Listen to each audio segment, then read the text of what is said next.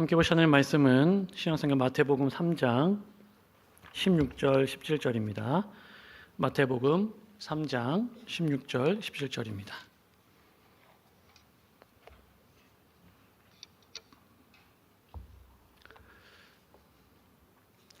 다시 하신 줄 알고 우리 한 목소리로 같이 두 절 말씀 읽도록 하겠습니다.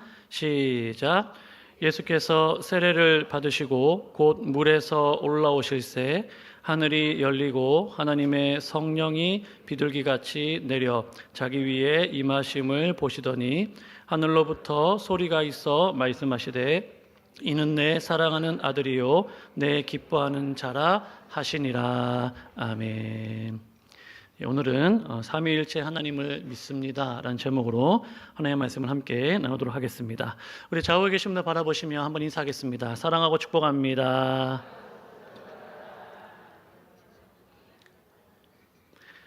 오후 시간에 소요리 문답 교리를 가지고 계속해서 말씀을 우리가 전하고 있습니다.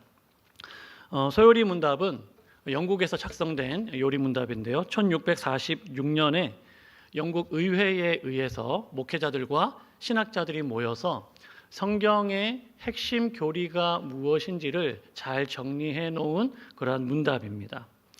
그들이 이 소요리 문답을 작성한 이유는 가정에서부터 부모들이 자녀들의 신앙을 교육하고 또 가정에서 가정예배를 드리면서 부모들이 자녀들의 신앙을 교육하고 가르치도록 하기 위해서 그래서 이 문답을 만들게 되었습니다.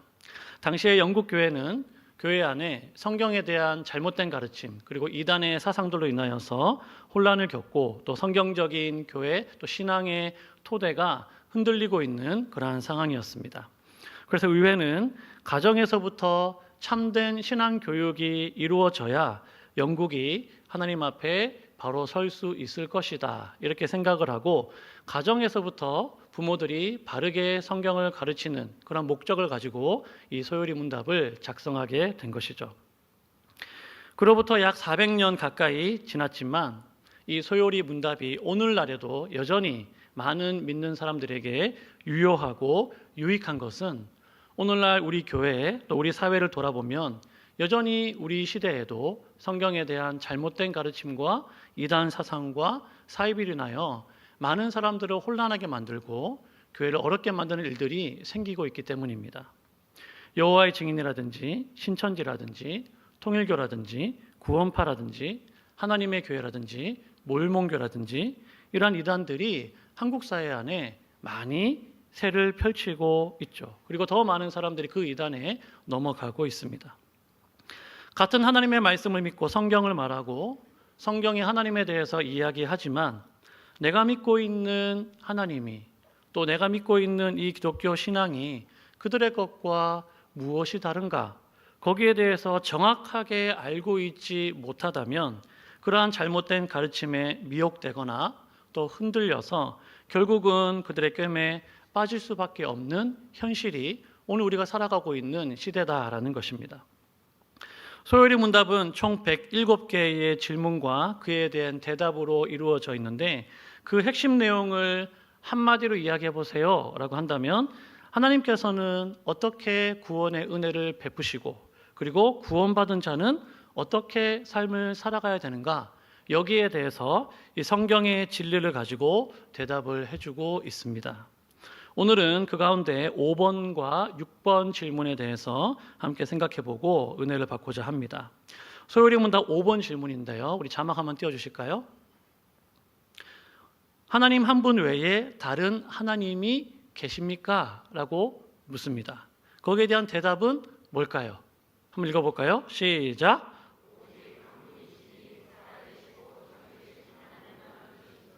하나님 외에 다른 하나님이 있습니까? 라고 물었을 때 오직 한 분 하나님이시다. 살아계시고 참되신 하나님만 계시다라고 명확하게 대답할 수 있어야 한다는 거예요. 뭐로 가도 서울로만 가면 된다라는 말이 있습니다. 가끔 쓰는 말이기도 한데요. 어떤 사람들은 종교도 이와 비슷하다 이렇게 생각을 합니다. 진리는 하나인데 그 모양이나 그 방식이 다르게 나타난다는 거예요. 기독교나 불교나 이슬람교나 모든 종교가 추구하는 것은 다 똑같은 하나의 진리인데 기독교에서는 하나님으로, 또 불교에서는 석가모니로, 이슬람교에서는 마호메트로 그렇게 나타나는 것 아니냐, 그렇게 생각하는 것이죠. 여러분, 맞는 말입니까? 틀린 말입니까?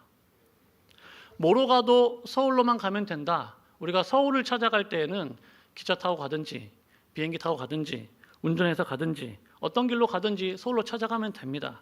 하지만 정말 참신이 누구냐, 참되시고 살아계신 하나님이 정말 누구냐라는 질문에는 그렇게 적용할 수 없다라는 거예요. 신명기 6장 4절 말씀에 보면 이렇게 말씀합니다. 이스라엘아 들으라, 우리 하나님 여호와는 오직 유일한 여호와이시니, 이렇게 말씀합니다. 성경은 하나님을 유일한 하나님, 유일하신 하나님으로 그렇게 말씀하고 있다는 거예요. 하나님만이 유일한 한 분 하나님이시다라는 이 말은 하나님만이 참 신이시고 이 세상 모든 것들은 하나님으로부터 말미암았다라는 것을 이야기하고 있는 겁니다. 이 세상은 어떻게 하다가 우연히 존재하게 된 것이 아닙니다. 하나님의 창조의 결과이고 하나님은 모든 존재하는 것들의 첫 번째 원인이 되신다라는 것입니다.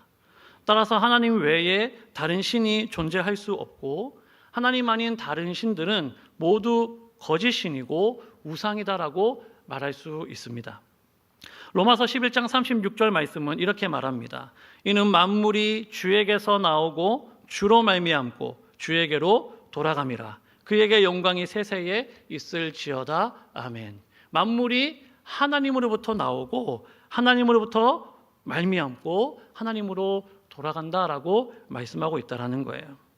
하나님만이 유일하시고 참되시고 살아계신 하나님이시기 때문에 우리는 마땅히 그 하나님만을 섬겨야 하고 그 하나님만을 예배해야 하고 그 하나님께만 영광을 돌려드려야 할 줄로 믿습니다. 저와 여러분들의 평생에 다른 신 아닌, 다른 것 아닌 오직 유일하시고 참되시고 살아계신 하나님만을 예배하고 그분께만 영광 돌려드리는 복된 성도들 다 될 수 있기를 주님의 이름으로 축복합니다. 이어서 소요리문답 6번 질문은 이렇게 질문합니다. 하나님의 신격에는 몇 위가 계십니까? 대답 한번 읽어볼까요? 시작.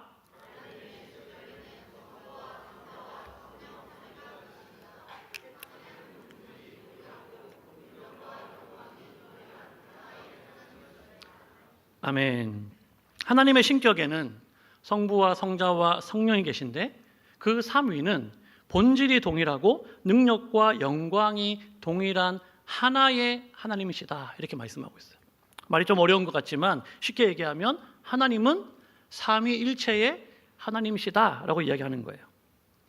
제가 앞에서 하나님은 한 분이시고 유일하시고 참되시고 살아계신 하나님이다라고 말씀드렸는데 그 하나님은 어떻게 존재하시느냐? 삼위일체라는 그런 방식으로 하나님은 존재하신다라는 거예요. 하나님께서 삼위로 존재하시는 분이다라는 것을 우리가 어떻게 알 수 있을까요? 여러분 어떻게 알겠습니까? 그 사실을 성경이 우리들에게 말씀하고 있기 때문입니다. 성경이 우리들에게 하나님은 삼위로 계시는 삼위일체의 하나님이다라는 것을 우리들에게 증거해주고 있기 때문이죠. 오늘 우리가 함께 읽은 이 본문 말씀이 그 대표적 본문 가운데 하나입니다. 예수님께서 세례를 받으셨습니다. 예수님이 세례를 받으시고 강에서 올라오셨는데 그때 어떤 일이 있었느냐? 하나님의 성령이 비둘기같이 내려서 예수님 위에 임하셨습니다. 그리고 하늘에서는 이런 소리가 들렸죠. 이는 내 사랑하는 아들이요 내 기뻐하는 자다라는 하늘로부터 성부 하나님의 음성이 들렸다라는 거예요. 이 사건 가운데 보면 성부 하나님과 또 성령 하나님과 성자 예수님이 함께 나타나시는 것을 우리가 볼 수 있다라는 거예요. 또한 마태복음 28장 19절 말씀에 보면 예수님의 마지막 명령 가운데 이렇게 말씀하십니다. 그러므로 너희는 가서 모든 민족을 제자로 삼아 아버지와 아들과 성령의 이름으로 세례를 베풀어라. 모든 민족을 제자로 삼아 하나님의 이름으로 세례를 베풀라라고 말씀하시지 않고 아버지와 아들과 성령의 이름으로 세례를 주라고 말씀하고 있죠.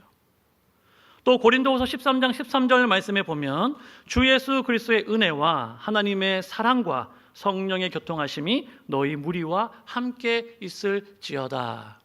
이 축도문 가운데, 우리가 예배 가운데 목사님들께서 늘 축도하는 그 축도 가운데 예수 그리스도의 은혜와 하나님의 사랑과 성령의 교통하심이 함께 있기를 축복하고 있다라는 거예요. 이 외에도 성경은 하나님께서 한 분 유일하신 하나님이시며 동시에 삼위로 존재하신 하나님이시다라는 것을 계속해서 증언하고 있습니다. 그런데 여러분, 우리가 생각해 보면 세상에는 그런 존재가 있습니까, 없습니까? 없지요.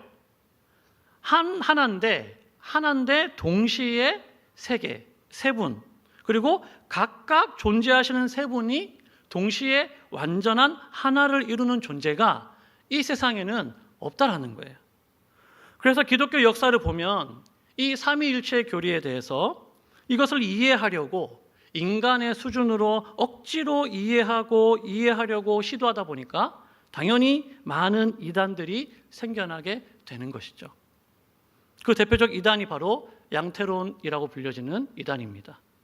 한번 들어보셨나요? 양태론? 네. 양태론이 뭔가요? 양태론은 하나님은 삼위가 아니다. 하나님은 한 위만 존재하시고 성부, 성자, 성령은 서로 다른 위격이 아니라 한 하나님이신데 시대나 상황에 따라 다른 모습으로 나타난 것이다. 이렇게 주장한다는 거예요.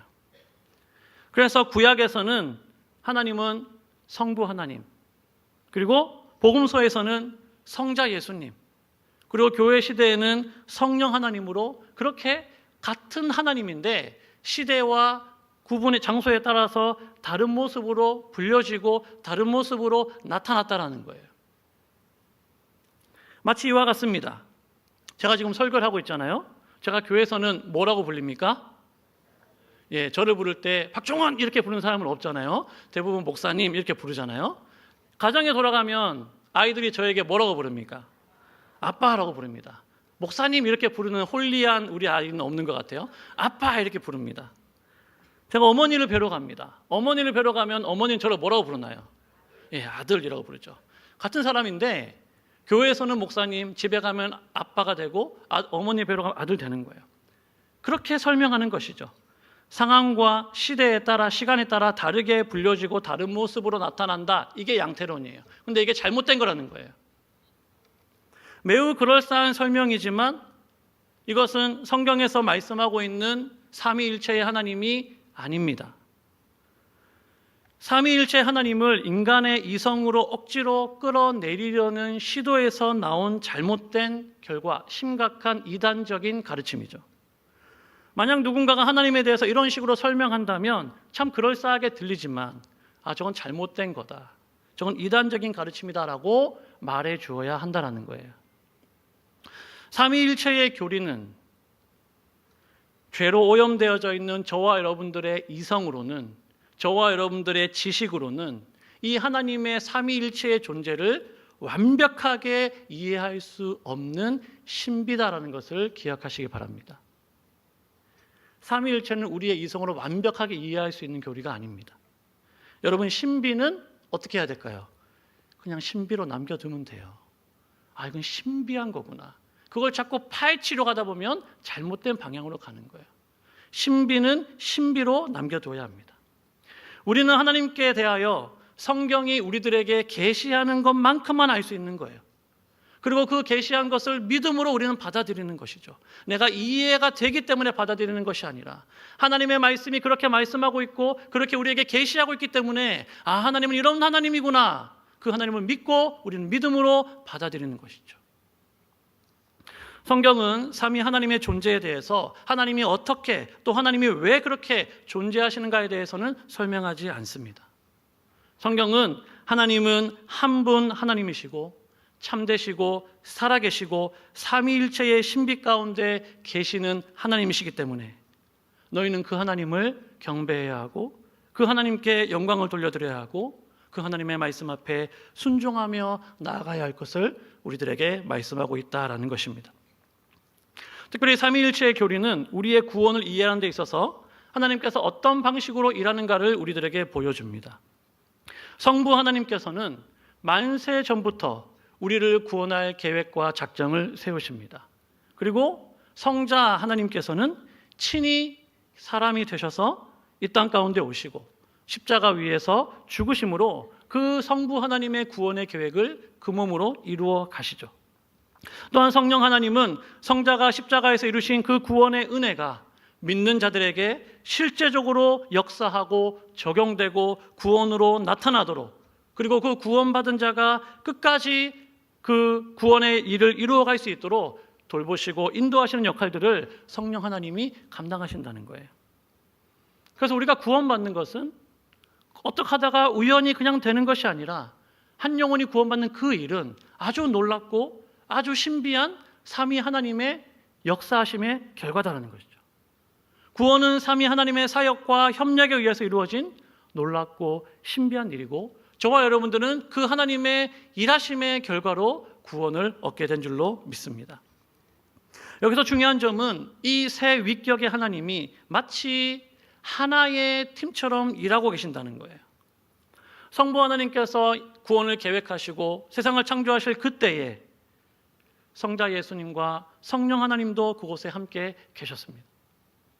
성자 예수님께서 십자가를 지실 그때에도 성부와 성령은 함께 계시죠. 각자의 역할에 따라 분리되어서 따로따로 일하는 것이 아니라 한 하나님이 그 세 위격으로 함께 하시면서 완벽하게 협력하고 연합하면서 하나님의 일을 감당해 가시는 것입니다. 그래서 우리가 볼 때는 한 하나님이 일하는 것처럼 보이는 것이죠. 구원에 있어서 삼위 하나님의 일하심을 이해하는 것은 우리의 삶과 또 직접적인 연관을 가지고 있습니다. 하나님은 영과 진리로 예배하는 자를 찾고 계시잖아요. 그 영과 진리로 예배하는 사람들이 누굽니까? 성도들이죠. 구원받은 하나님의 백성들입니다. 우리가 해야 될 일은 하나님이 찾으시는 영과 진리의 예배를 우리가 주님 앞에 올려드려야 되는 거죠. 그게 성도의 본분입니다. 그런데 성도가 예배할 때 그곳에 삼위 하나님께서 함께 하시고 관여하신다는 거예요. 우리가 예배할 때 우리는 성자 안에서 예배합니다. 그리고 성령에 의해서 예배합니다. 그리고 성부 하나님께 예배하는 것이죠. 우리가 기도할 때에도 성자의 이름으로 우리는 기도합니다. 그리고 성령의 도우심으로 기도합니다. 그리고 성부께 우리는 기도하는 것이죠. 우리가 예배하는 것도 우리가 기도하는 것도 성도의 삶에 있어서 그 본질적인 그 일들이 삼위 하나님의 간섭과 도우심으로 가능하다라는 거예요. 성도는 예배와 기도를 통해서 한 분이신 하나님을 참되고 살아계신 그 하나님께 우리가 영광을 돌려드리게 되는 줄로 믿습니다. 또한 이 삼위일체의 교리는 오늘날 교회가 어떤 교회가 되어야 하는가를 보여주는 모범이 되기도 합니다. 세 위격이 서로 구별되면서도 완벽하게 하나를 이루는 방식은 제가 신비로 존재한다고 말씀드렸잖아요. 이걸 신학에서는 뭐라고 부르는가? 페리코레시스라는 말로 부릅니다. 페리코레시스. 근데 이 말은 무슨 의미냐면 서로가 서로 안에 머물면서 함께 춤추고 있는 상태, 서로가 서로 안에 머물면서 함께 춤추고 있는 상태, 하나님이 삼위로 존재하신다는 것은 마치 그와 같은 모습으로 하신다는 거예요. 서로가 서로 안에 거하시면서 함께 춤추며 연합하고 있는 그러한 모습으로 하나님은 존재하신다는 겁니다. 또한 하나님은 완벽한 사랑으로 하나님은 소통하시죠. 삼위 하나님은 마치 빈틈이 없는 원형으로 춤을 추듯이 그렇게 서로 안에 거하시면서 끊임없이 사랑과 생명을 주고 받으시면서 존재하신다는 거예요. 그런데 그 하나님의 그 연합이 너무나 완벽하기 때문에 분리하고 싶어도 분리할 수 없는 그러한 방식으로 하나님은 완벽한 연합 가운데 각각의 하나님이 하나의 모습으로 연합하시고 존재하신다는 것입니다. 그 삼위일체 하나님의 존재 방식을 한마디로 이야기한다면 한번 따라해 보실까요? 사랑. 하나님은 사랑으로 연합하시고 존재하십니다. 사랑하는 여러분, 교회는 어떤 모습으로 이 땅 가운데 존재해야 합니까? 교회는 어떠한 방식으로 이 땅 가운데 존재해야 할까요? 하나님이 그러 계신 것처럼 사랑의 방식으로 이 땅 가운데 존재해야 될 줄로 믿습니다. 그래서 요한일서 4장 7절 8절 말씀, 우리가 잘 아는 말씀인데요, 같이 한번 읽어보겠습니다. 시작. 사랑하는 자들아, 우리가 서로 사랑하자.